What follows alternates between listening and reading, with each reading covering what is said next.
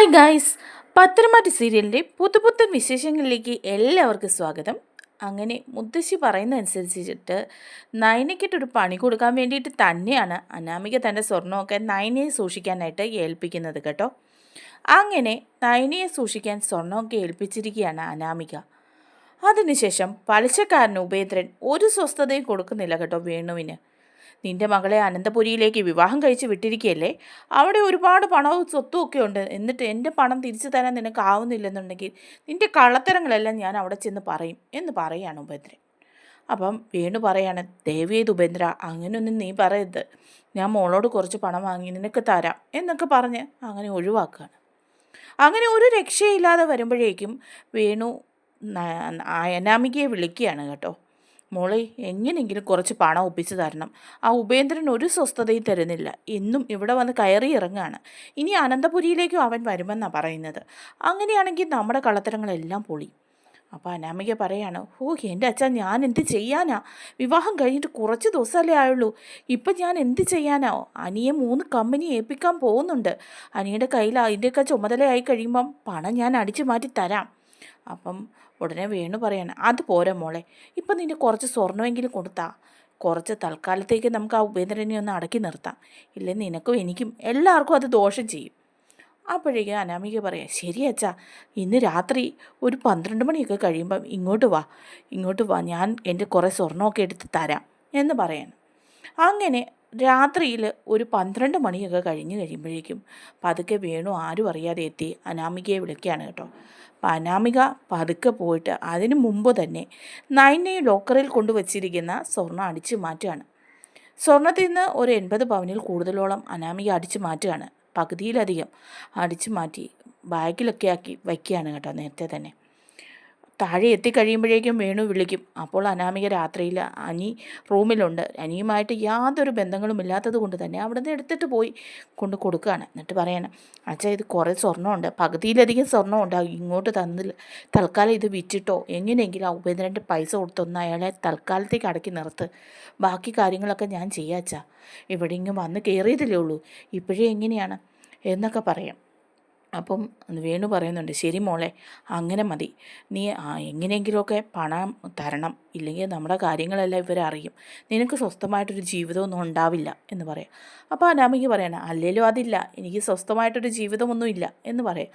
വേണു ചോദിക്കുന്നുണ്ട്, അതെന്താ മോളെ, എനിക്ക് നിന്നോട് വെറുപ്പ് എന്തെങ്കിലും ഉണ്ടോ? നമ്മുടെ കാര്യങ്ങൾ എന്തെങ്കിലും അവൻ അറിഞ്ഞോ എന്ന് ചോദിക്കുമ്പോൾ, നമ്മുടെ കാര്യങ്ങളൊന്നും അറിഞ്ഞിട്ടല്ല, എനിക്ക് എന്നോട് താല്പര്യമൊന്നുമില്ല അച്ഛാ, എനിക്ക് ആ നന്ദുവിനോടാണ് താല്പര്യം, അവൻ എന്നെ വെറുതെ ഒരു ഭാര്യയായിട്ട് കൂട്ടിയിരിക്കുന്നതേ ഉള്ളൂ എന്ന് പറയാൻ. അത് മോളെ, നീ മാറ്റിയെടുക്കണം അവനെ, നീ അവൻ്റെ കൂടെ സുഖമായിട്ട് ജീവിക്കണം, എനിക്ക് ജീവിതകാലം മുഴുവൻ ഇവിടെ സുഖമായിട്ട് ജീവിക്കാമല്ലോ.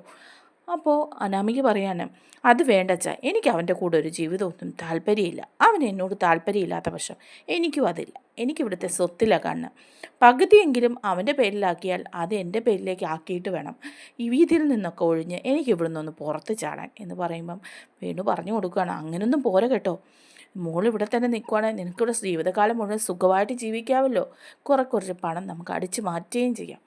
അത് വേണ്ടച്ച, അതൊന്നും ശരിയാവില്ല, മറ്റു 2 മരുമക്കളും കൂടി ഇല്ലേ, അവർക്കും കൂടി ഉള്ളതാണ് ഈ സ്വത്തൊക്കെ, അതുകൊണ്ട് സ്വത്തിൻ്റെ ഭൂരിഭാഗവും അതിൻ്റെ പേരിലാക്കി കഴിഞ്ഞാൽ അത് ഞാനങ്ങ് അടിച്ചു മാറ്റും, അത് കഴിയുമ്പോൾ അവനെ കരിയേപ്പില പോലെ ഞാൻ തള്ളും, അവനിപ്പം എൻ്റെ കൂടെ ഒന്നിച്ച് ഒരു മുറിയിൽ താമസിക്കുന്നത് പോലും താല്പര്യമില്ല, പിന്നെ എനിക്കും അവൻ വേണമെന്ന് നിർബന്ധമൊന്നുമില്ല എന്ന് പറയാം. അപ്പോൾ വേണു പറയുന്നുണ്ട്, മോളെ, സൂക്ഷിച്ചും കണ്ടും കാര്യങ്ങളൊക്കെ ചെയ്യണം കേട്ടോ, നമുക്ക് ഒരുപാട് കടങ്ങളുണ്ട്, തൽക്കാലം നീ ഇവിടെ പിടിച്ച് നിൽക്കുക തന്നെ വേണമെന്ന് പറയണം.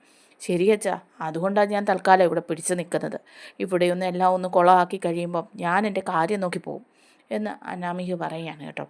അപ്പം വേണു പോവാണ് കേട്ടോ. അനാമിക റൂമിലേക്ക് ചെല്ലുമ്പം അനി അവിടെ റൂമിൽ ഇങ്ങനെ നിൽക്കുകയാണ് കേട്ടോ.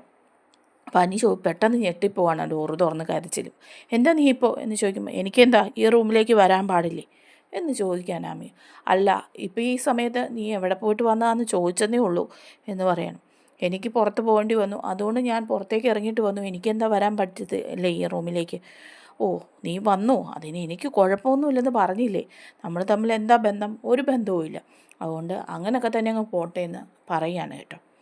ഇതൊക്കെ കഴിഞ്ഞ് പിറ്റേ ദിവസം ആകുമ്പം ഈ സ്വർണം കണ്ടില്ല എന്നുള്ള ഒരു പരിഭ്രാന്തി എല്ലായിടത്തും പരത്തണമല്ലോ, എന്നാലല്ലേ ഉള്ളൂ നയനയെ കുറ്റപ്പെടുത്താൻ പറ്റുള്ളൂ.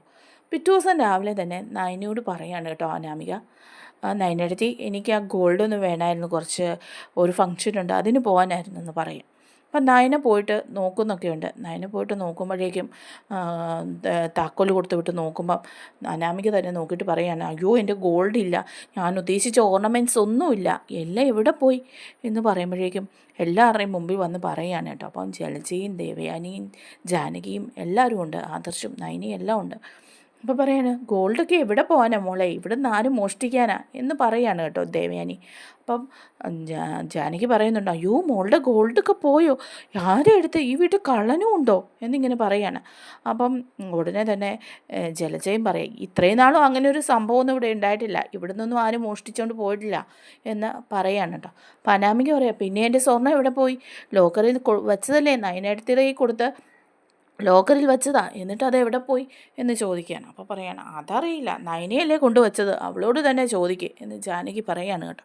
അപ്പം നയന പറയുന്നുണ്ട്, ഞാനത് അവിടെ തന്നെ വച്ചതാണ്, ഞാനത് എടുത്തിട്ടില്ല എന്ന് പറയാണ് കേട്ടോ. അപ്പോഴേക്കും അനാമിക പറയാണ്, പിന്നെ ആരാ ഇവിടെ നിന്ന് എടുക്കുന്നത്, ഇവിടെ പുറത്തുനിന്നൊരു കള്ളം വന്ന് എടുക്കുമോ, അങ്ങനെയാണെങ്കിൽ വേറെല്ലാവരുടെയും ഓർണമെൻറ്റ്സിലെ ഇവിടെ എന്നൊക്കെ ചോദിക്കുക. അപ്പോൾ ദേവയാനിയും പറയാണ്, അതെ ഞങ്ങൾക്ക് എല്ലാവർക്കും ഒരുപാട് സ്വർണ്ണമുണ്ട്, സ്വർണ്ണം കൊണ്ട് കുളിച്ച വീടാണ് അനന്തപുരി, ഇവിടുത്തെ സ്വർണ്ണം എടുക്കാനും കള്ളം വരുമോ, ആര് കൊണ്ടുപോയി അനാമിക മോളുടെ സ്വർണം മാത്രമായിട്ട് എന്ന് പറയുമ്പോൾ അനാമിക പറയാണ്, അതറിയില്ല, ആര് കൊണ്ടുപോയി എന്നറിയില്ല. അപ്പോഴേക്കും നയനയുടെ ഡ്രസ്സിൽ ഒരു ഗോൾഡ് ചെയിൻ സാരിയിൽ ഇങ്ങനെ തൂങ്ങിക്കിടക്കുന്നതായിട്ട് കാണുകയാണ് കേട്ടോ ജലജ.